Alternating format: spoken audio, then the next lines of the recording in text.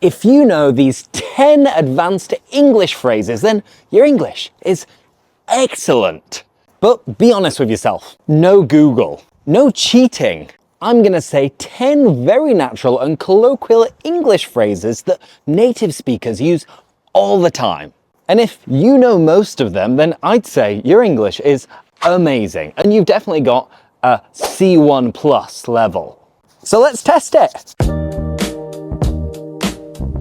The first word is whereabouts. It's used to ask roughly where someone, something, or somewhere is, without specifying the exact location. Did you know it? Let's see some examples. Whereabouts in Spain do you live? I don't know John's whereabouts at the moment. This phrase is very common in spoken English, in British English, and even on the news. Oh, whereabouts? Walk me through everyone's whereabouts at the time of death. Whereabouts do you live now? Or are you still in Burlingame? The second phrase is wing it. And it means to do something without preparation. In other words, to improvise, to play it by ear. For example, I didn't prepare for the presentation. I just winged it. I haven't prepared this script. I'm just winging it. Native speakers love this phrase, and if you use it naturally, it's a classic sign that you have a C1 level. We're just gonna wing it. So you just have to wing it, baby. We're so much better when we wing it. The third phrase is make do. Yes, make do, together. But what does it mean? If you make do or make do with something, you accept a bad or limited situation and improvise with what you have. For example, I didn't have milk this morning, so I had to make do with just black coffee. I don't have all the ingredients for carbonara, so I'm just gonna make do with what I have.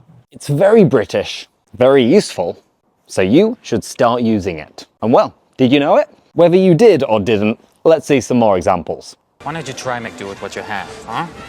You're gonna have to make do with you. You hope for the best, then make do with what you get. The next and fourth phrase is a kerfuffle. And this is like a fuss, a bit of chaos, or even like a fight or an argument. There was a bit of a kerfuffle at the airport this morning. I have no idea what's going on over there, but it looks like a right kerfuffle. This word instantly sounds native, British, and very advanced. So here are some more examples. Yes, quite the kerfuffle.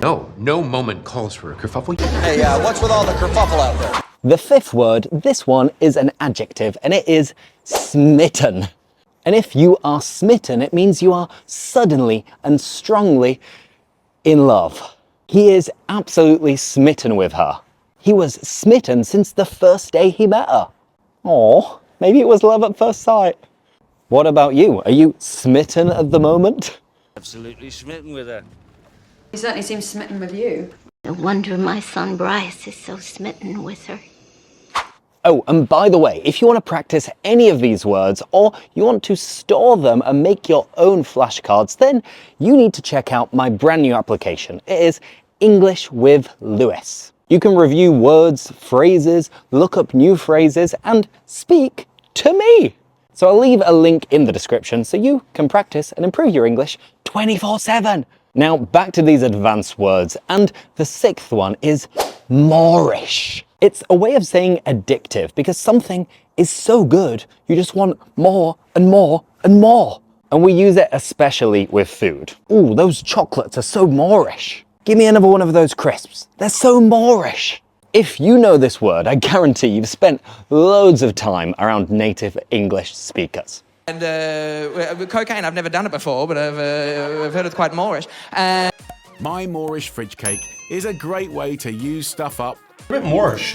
The next word, the seventh word, is binge. And it means to do something a lot in a short amount of time. If you binge drink, you drink a lot in a short amount of time. You binge watch, you do a marathon of your favorite series. If you're binge eating, because something is so Moreish, you're eating a lot in a short amount of time. I binged the latest season of Stranger Things in just one day. This weekend, before I return to Brussels, I'm gonna go binge drinking with my mates. This one's really natural and really British, so give it a go in your next conversation. I'm gonna binge drink now until I pass out. binge watch on my iPad and he goes to the library. Eat out, come home to a big screen TV, binge watch Netflix. Lots of Amazon orders everywhere. Now, the 8th phrase is a one-off. And this is something that only happens once. It's like an exception, something that isn't repeated. Don't worry, that mistake was a one-off. It won't happen again. I gave a discount on my classes, but it was a one-off. I'm not gonna do it again. Well, did you know it? But what happened between us the other night, it was a one-off. That was a one-off? She says this breach was a foolish one-off. And I wonder how you're doing, because now we only have 2 left, and fingers crossed, you get 10 out of 10. But there's only one way to find out. Stay tuned. The 9th phrase is related to sleeping. It is have a lie in. It's the same as sleep in, to stay in bed later than usual. I'm exhausted, so I'm gonna have a lie in tomorrow. At the weekend, I normally try to have a lie in. And remember, this one is proper British. Americans would just use the phrasal verb sleep in. Do you think we could have a lie-in tomorrow?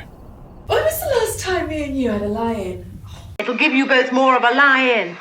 And last but not least, the final word is ta. This is another way of saying cheers. In other words, thank you. It's very informal and very British. In particular, it's common in the north of England and the UK in general. Oh, you left a like on the video? Ta! And ta for watching until the end of this video. I really appreciate it. Well, and there we have our 10 advanced colloquial phrases. Let me know, how many did you know?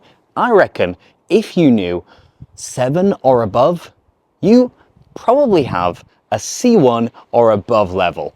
In other words, your English is amazing. Thank you very much for watching, and if you'd like me to make more of these videos, just let me know in the comments, and yeah, I'll see you next time. Bye!